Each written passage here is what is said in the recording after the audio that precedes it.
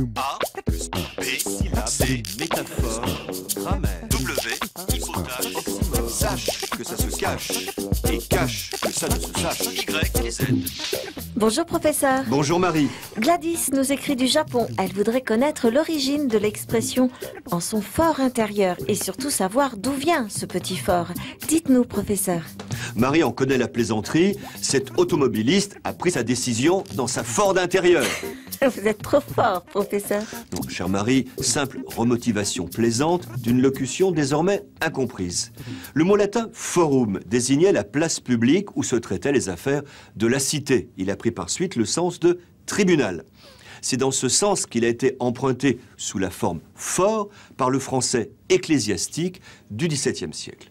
On distinguait alors le fort extérieur, juridiction temporelle de l'Église, alors puissance politique, et le fort intérieur, autorité qu'elle exerçait sur les choses spirituelles.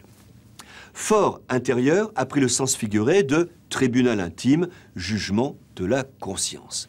Le terme ne se rencontre plus que dans la locution dans ou en montant son fort intérieur, c'est-à-dire dans le secret de la réflexion.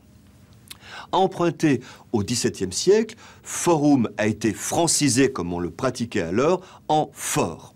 Le XVIIIe siècle savant, lui, a choisi la voie du calque. Négligeant fort, il a adopté le latin forum, d'abord comme terme d'histoire antique, puis pour désigner toute place publique, un forum. À partir des années 1960, sous l'influence de l'anglais nord-américain, forum a pris le sens de vaste colloque.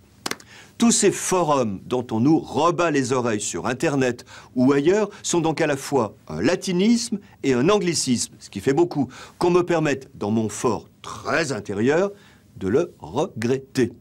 A plus B, C, métaphore, grammaire, W, hypothèse, oxymore, Y et Z.